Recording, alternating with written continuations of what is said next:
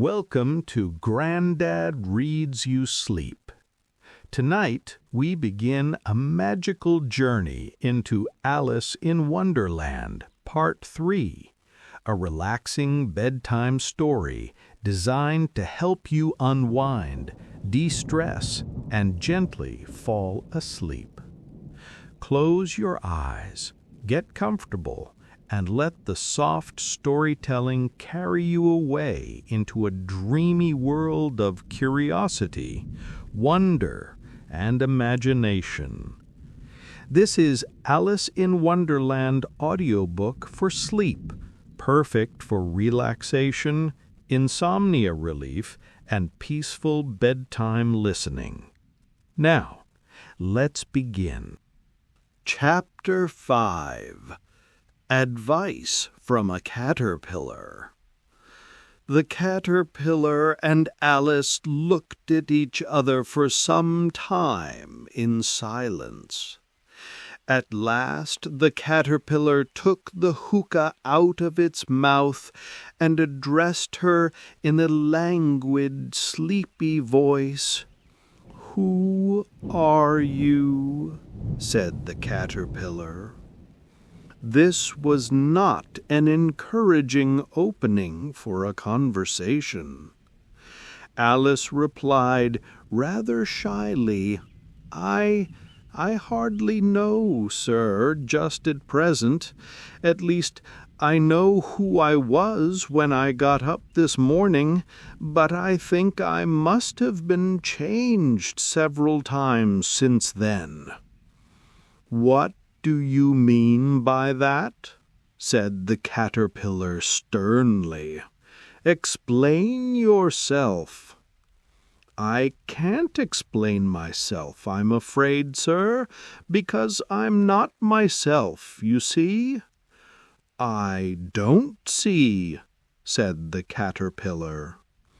"I'm afraid I can't put it more clearly," Alice replied very politely, "for I can't understand it myself to begin with, and being so many different sizes in a day is very confusing."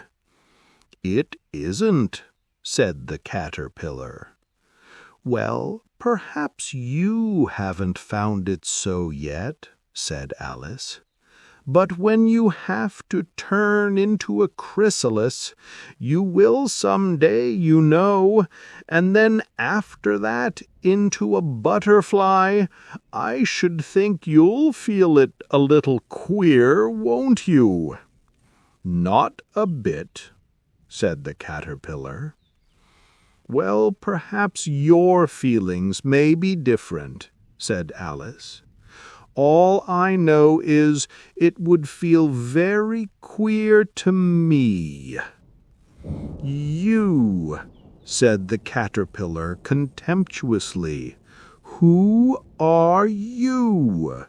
Which brought them back again to the beginning of the conversation. Alice felt a little irritated at the caterpillar's making such very short remarks, and she drew herself up and said very gravely, "I think you ought to tell me who you are first." "Why?" said the caterpillar. Here was another puzzling question, and as Alice could not think of any good reason, and as the caterpillar seemed to be in a very unpleasant state of mind, she turned away. "Come back," the caterpillar called after her. "I've something important to say." This sounded promising, certainly. Alice turned and came back again. "Keep your temper," said the caterpillar. "Is that all?" said Alice, swallowing down her anger as well as she could. "No," said the caterpillar. Alice thought she might as well wait. as she had nothing else to do, and perhaps, after all, it might tell her something worth hearing. For some minutes it puffed away without speaking, but at last it unfolded its arms, took the hookah out of its mouth again, and said, "So you think you're changed, do you?" "I'm afraid I am, sir," said Alice. "I can't remember things as I used, and I don't keep the same size for 10 minutes together." "Can't remember what things?" said the caterpillar. "Well, I've tried to say, 'How doth the little busy bee?'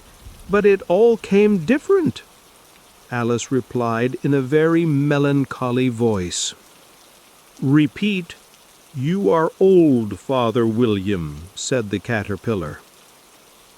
Alice folded her hands and began. "You are old, Father William," the young man said, "and your hair has become very white. And yet you incessantly stand on your head. Do you think at your age it is right?" "In my youth," Father William replied to his son, "I feared it might injure the brain. But now that I'm perfectly sure I have none, why, I do it again and again." "You are old," said the youth, "as I mentioned before, and have grown most uncommonly fat. Yet you turned a back somersault in at the door. Pray, what is the reason of that?" "In my youth," said the sage, as he shook his grey locks, "I kept all my limbs very supple. By the use of this ointment, 1 shilling the box. Allow me to sell you a couple." "You are old," said the youth, "and your jaws are too weak for anything tougher than suet. Yet you finished the goose with the bones and the beak.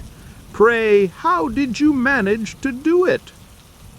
"In my youth," said his father, "I took to the law, and argued each case with my wife, and the muscular strength which it gave to my jaw has lasted the rest of my life."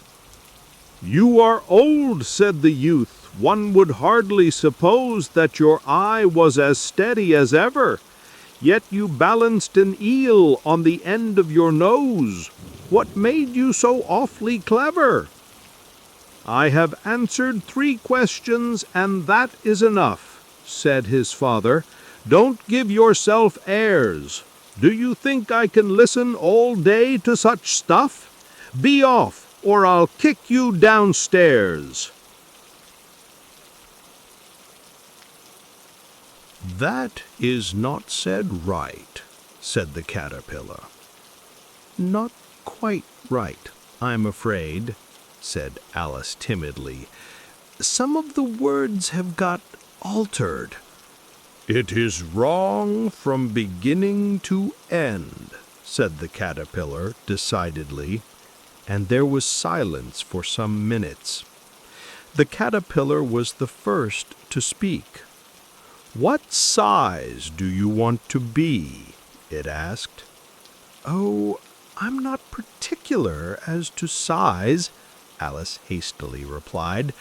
"Only one doesn't like changing so often, you know." "I don't know," said the caterpillar. Alice said nothing. She had never been so much contradicted in her life before, and she felt that she was losing her temper. "Are you content now?" said the caterpillar. "Well, I should like to be a little larger, sir, if you wouldn't mind," said Alice. 3 inches is such a wretched height to be." "It is a very good height indeed," said the caterpillar angrily, rearing itself upright as it spoke. It was exactly 3 inches high. "But I'm not used to it," pleaded poor Alice in a piteous tone. and she thought of herself, "I wish the creatures wouldn't be so easily offended." "You'll get used to it in time," said the caterpillar, and it put the hookah into its mouth and began smoking again. This time Alice waited patiently until it chose to speak again. In a minute or two, the caterpillar took the hookah out of its mouth and yawned once or twice and shook itself. Then it got down off the mushroom and crawled away in the grass, merely remarking as it went, "One side will make you grow taller, and the other side will make you grow shorter." "One side of what? The other side of what?" thought Alice to herself. "Of the mushroom," said the caterpillar, just as if she had asked it aloud, and in another moment it was out of sight. Alice remained looking thoughtfully at the mushroom for a minute, trying to make out which were the two sides of it, and as it was perfectly round, she found this a very difficult question. However, at last she stretched her arms round it as far as they would go, and broke off a bit of the edge with each hand. "And now, which is which?" she said to herself, and nibbled a little of the right-hand bit to try the effect. The next moment she felt a violent blow underneath her chin. It had struck her foot. She was a good deal frightened by this very sudden change, but she felt that there was no time to be lost, as she was shrinking rapidly. So she set to work at once to eat some of the other bit. Her chin was pressed so closely against her foot that there was hardly room to open her mouth. But she did it at last, and managed to swallow a morsel of the left-hand bit. "Come, my head's free at last," said Alice, in a tone of delight, which changed into alarm in another moment when she found that her shoulders were nowhere to be found. All she could see when she looked down was an immense length of neck, which seemed to rise like a stalk out of a sea of green leaves that lay far below her. "What can all that green stuff be?" said Alice. "And where have my shoulders got to? And oh, my poor hands, how is it I can't see you?" She was moving them about as she spoke, but no result seemed to follow, except a little shaking among the distant green leaves. As there seemed to be no chance of getting her hands up to her head, she tried to get her head down to them, and was delighted to find that her neck would bend about easily in any direction, like a serpent.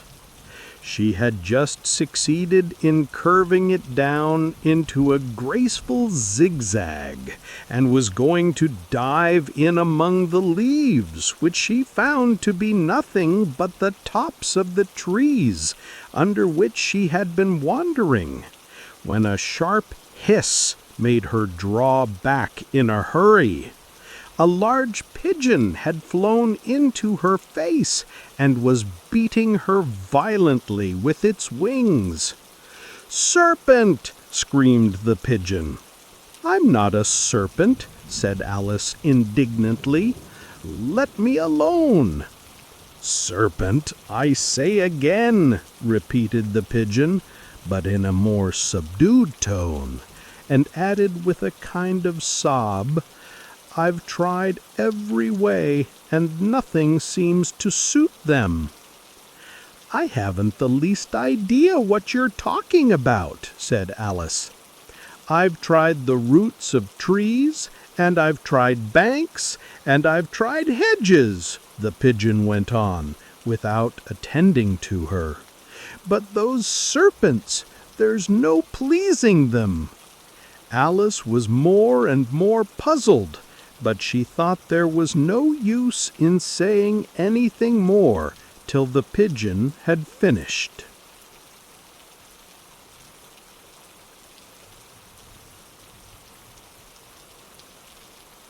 "I'm very sorry you've been annoyed," said Alice, who was beginning to see its meaning. "And just as I'd taken the highest tree in the wood," continued the pigeon, raising its voice to a shriek, "and just as I was thinking I should be free of them at last, they must needs come wriggling down from the sky. Ugh, serpent!" "But I'm not a serpent, I tell you," said Alice. I'm a... "Well, what are you?" said the pigeon. "I can see you're trying to invent something." I'm a little girl," said Alice, rather doubtfully, as she remembered the number of changes she had gone through that day. "A likely story indeed," said the pigeon, in a tone of the deepest contempt. "I've seen a good many little girls in my time, but never one with such a neck as that. No, no, you're a serpent, and there's no use denying it. I suppose you'll be telling me next that you never tasted an egg." "I have tasted eggs, certainly," said Alice, who was a very truthful child. "But little girls eat eggs quite as much as serpents do, you know." "I don't believe it," said the pigeon. "But if they do, why then they're a kind of serpent. That's all I can say." This was such a new idea to Alice that she was quite silent for a minute or two, which gave the pigeon the opportunity of adding, "You're looking for eggs, I know that well enough. And what does it matter to me whether you're a little girl or a serpent?" "It matters a good deal to me," said Alice hastily, "but I'm not looking for eggs, as it happens. And if I was, I shouldn't want yours. I don't like them raw." "Well, be off then," said the pigeon in a sulky tone, as it settled down again into its nest. Alice crouched down among the trees as well as she could, for her neck kept getting entangled among the branches, and every now and then she had to stop and untwist it. After a while she remembered that she still held the pieces of mushroom in her hands, and she set to work very carefully, nibbling first at one and then at the other, and growing sometimes taller and sometimes shorter, until she had succeeded in bringing herself down to her usual height. It was so long since she had been anything near the right size that it felt quite strange at first, but she got used to it in a few minutes and began talking to herself as usual. "Come, there's half my plan done now. How puzzling all these changes are! I'm never sure what I'm going to be from one minute to another. However, I've got back to my right size. The next thing is to get into that beautiful garden. How is that to be done, I wonder?" As she said this, she came suddenly upon an open place with a little house in it, about 4 feet high. "Whoever lives there," thought Alice, "it'll never do to come upon them this size. Why, I should frighten them out of their wits."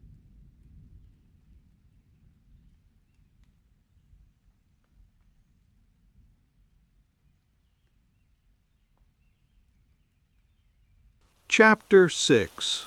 Pig and Pepper.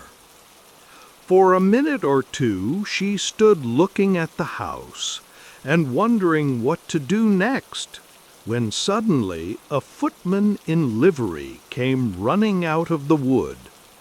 She considered him to be a footman because he was in livery. Otherwise, judging by his face only, she would have called him a fish, and rapped loudly at the door with his knuckles. It was opened by another footman in livery, with a round face and large eyes like a frog. And both footmen, Alice noticed, had powdered hair that curled all over their heads.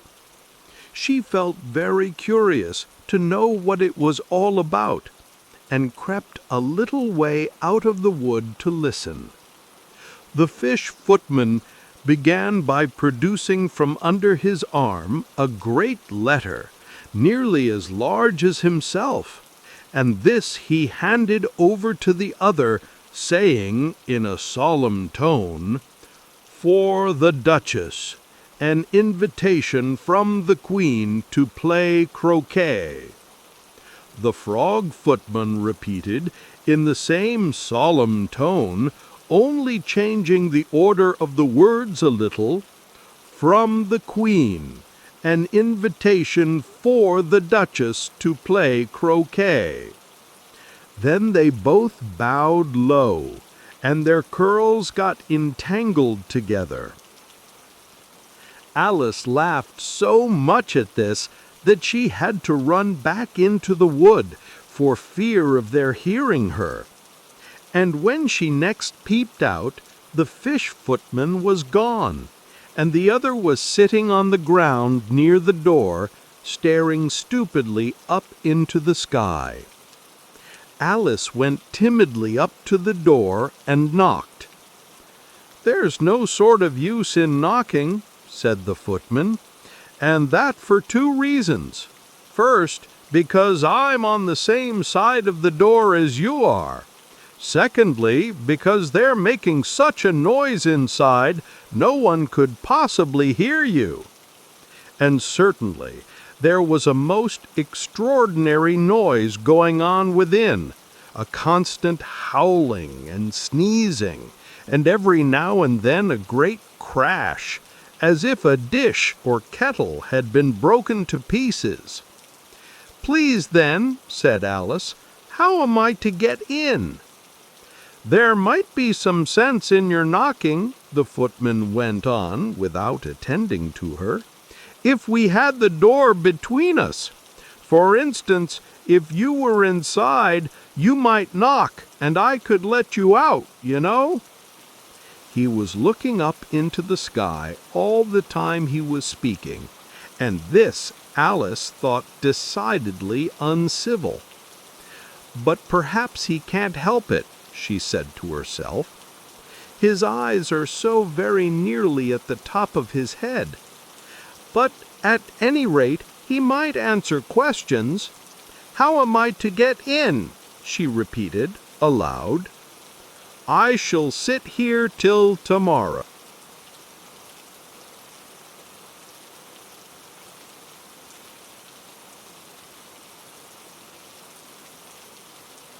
At this moment the door of the house opened, and a large plate came skimming out straight at the footman's head. It just grazed his nose and broke to pieces against one of the trees behind him. "Or next day, maybe," the footman continued in the same tone, exactly as if nothing had happened. "How am I to get in?" asked Alice again, in a louder tone. "Are you to get in at all?" said the footman. "That's the first question, you know." It was, no doubt, only Alice did not like to be told so. "It's really dreadful," she muttered to herself, "the way all the creatures argue. It's enough to drive one crazy." The footman seemed to think this a good opportunity for repeating his remark with variations. "I shall sit here," he said, "on and off for days and days." "But what am I to do?" said Alice. "Anything you like," said the footman, and began whistling. "Oh, there's no use in talking to him," said Alice desperately. "He's perfectly idiotic." And she opened the door and went in. The door led right into a large kitchen, which was full of smoke from one end to the other. The Duchess was sitting on a three-legged stool in the middle, nursing a baby. The cook was leaning over the fire, stirring a large cauldron which seemed to be full of soup. "There's certainly too much pepper in that soup," Alice said to herself, as well as she could for sneezing. There was certainly too much of it in the air. Even the Duchess sneezed occasionally. And as for the baby, it was sneezing and howling alternately without a moment's pause. The only things in the kitchen that did not sneeze were the cook and a large cat which was sitting on the hearth and grinning from ear to ear. "Please, would you tell me?" said Alice, a little timidly, for she was not quite sure whether it was good manners for her to speak first. "Why your cat grins like that?"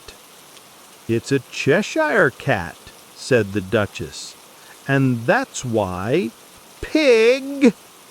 She said the last word with such sudden violence that Alice quite jumped, but she saw in another moment that it was addressed to the baby and not to her, so she took courage and went on again. "I didn't know that Cheshire cats always grinned. In fact, I didn't know that cats could grin." "They all can," said the Duchess, "and most of them do." "I don't know of any that do," Alice said very politely, feeling quite pleased to have got into a conversation. "You don't know much," said the Duchess, "and that's a fact." Alice did not at all like the tone of this remark, and thought it would be as well to introduce some other subject of conversation. While she was trying to fix on one, the cook took the cauldron of soup off the fire, and at once set to work throwing everything within her reach at the Duchess and the baby. The fire irons came first, then followed a shower of saucepans, plates, and dishes. The Duchess took no notice of them even when they hit her, and the baby was howling so much already that it was quite impossible to say whether the blows hurt it or not. "Oh, please mind what you're doing," cried Alice, jumping up and down in an agony of terror. "Oh, there goes his precious nose!" as an unusually large saucepan flew close by it and very nearly carried it off. "If everybody minded their own business," the Duchess said in a hoarse growl, "the world would go round a deal faster than it does." "Which would not be an advantage," said Alice, who felt very glad to get an opportunity of showing off a little of her knowledge. "Just think of what work it would make with the day and night. You see, the earth takes 24 hours to turn round on its axis." "Talking of axes," said the Duchess, "chop off her head." Alice glanced rather anxiously at the cook to see if she meant to take the hint, but the cook was busily stirring the soup and seemed not to be listening. So she went on again. 24 hours, I think. Or is it 12? Oh, don't bother me, said the Duchess. I never could abide figures.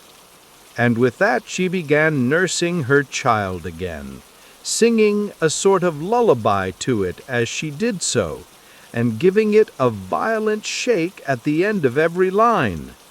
Speak roughly to your little boy, and beat him when he sneezes. He only does it to annoy, because he knows it teases.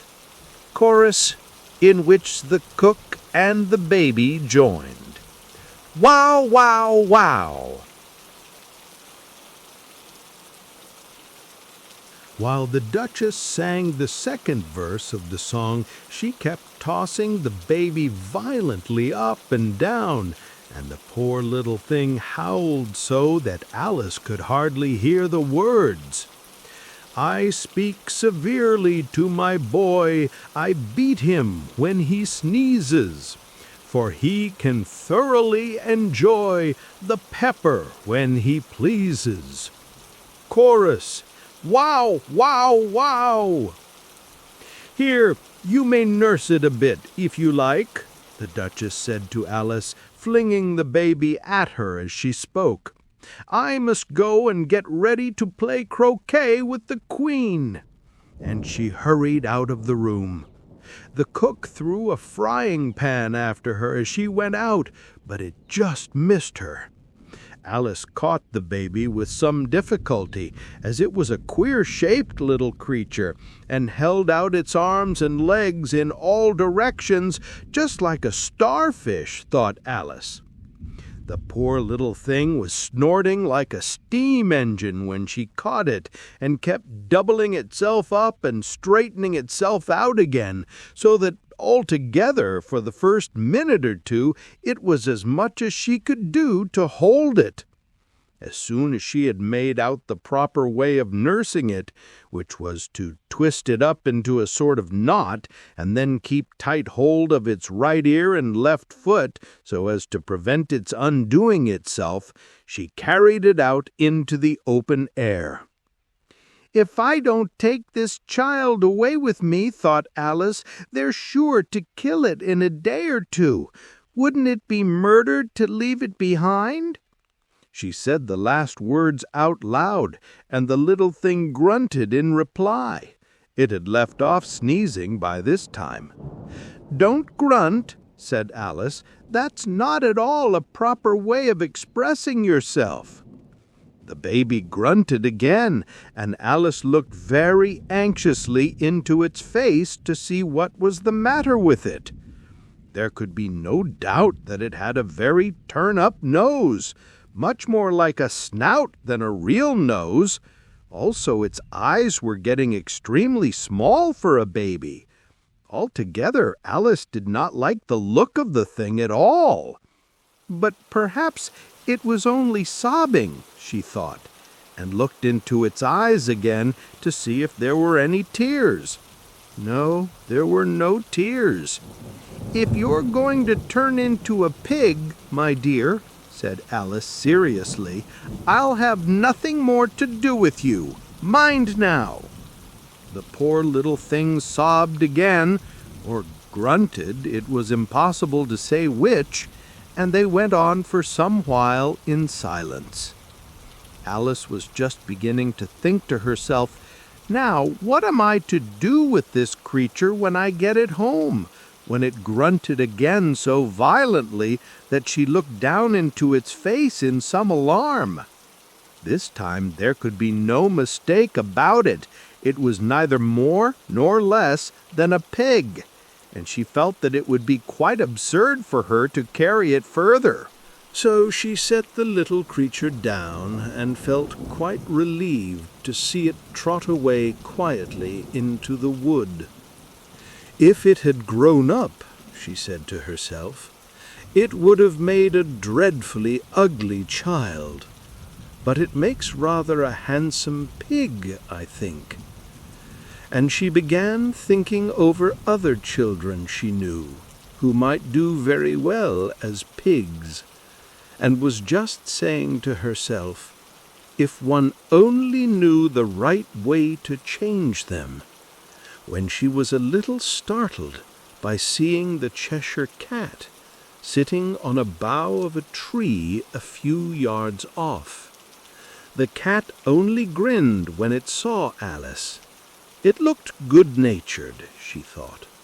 Still, it had very long claws and a great many teeth, so she felt that it ought to be treated with respect.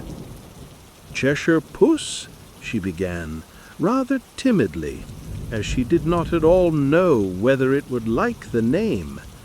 However, it only grinned a little wider. "Come, it's pleased so far," thought Alice, and she went on.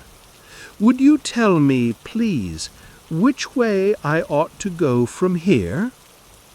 "That depends a good deal on where you want to get to," said the cat. "I don't much care where," said Alice. "Then it doesn't matter which way you go," said the cat. "So long as I get somewhere," Alice added as an explanation. "Oh, you're sure to do that," said the cat, "if you only walk long enough."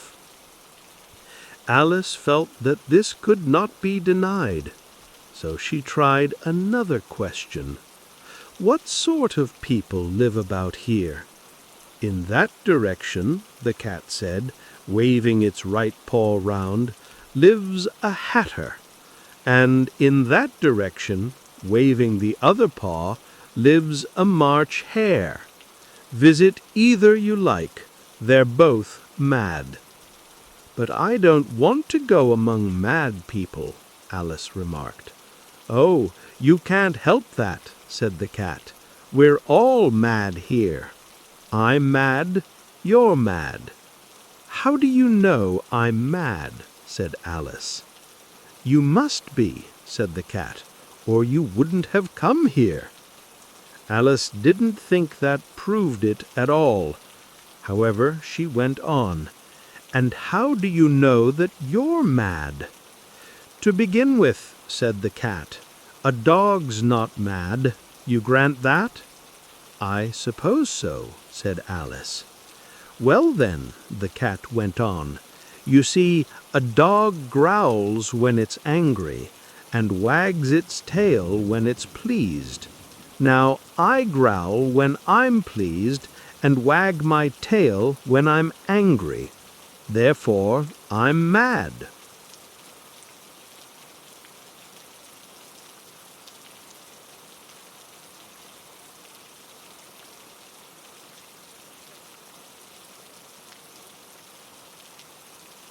"I call it purring, not growling," said Alice. "Call it what you like," said the cat. "Do you play croquet with the Queen today?" "I should like it very much," said Alice, "but I haven't been invited yet." "You'll see me there," said the cat, and vanished. Alice was not much surprised at this. She was getting so used to queer things happening. While she was looking at the place where it had been, it suddenly appeared again. "By the by, what became of the baby?" said the cat. "I'd nearly forgotten to ask." "It turned into a pig," Alice quietly said, "just as if it had come back in a natural way." "I thought it would," said the cat, and vanished again. Alice waited a little, half expecting to see it again, but it did not appear, and after a minute or two she walked on in the direction in which the March hare was said to live. "I've seen hatters before," she said to herself, The March hare will be much the most interesting, and perhaps as this is May, it won't be raving mad, at least not so mad as it was in March." As she said this, she looked up, and there was the cat again, sitting on a branch of a tree. "Did you say pig or fig?" said the cat. "I said pig," replied Alice, "and I wish you wouldn't keep appearing and vanishing so suddenly. You make one quite giddy." "All right," said the cat, and this time it vanished quite slowly, beginning with the end of the tail and ending with the grin, which remained some time after the rest of it had gone.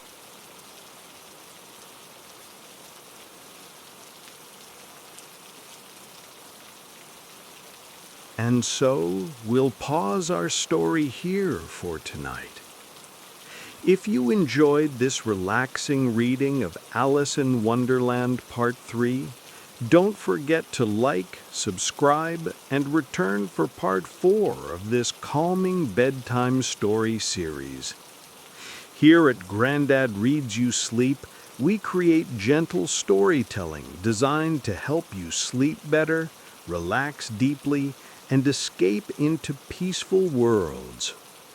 Let your mind drift, and I'll see you in the next chapter. Good night. Sleep well.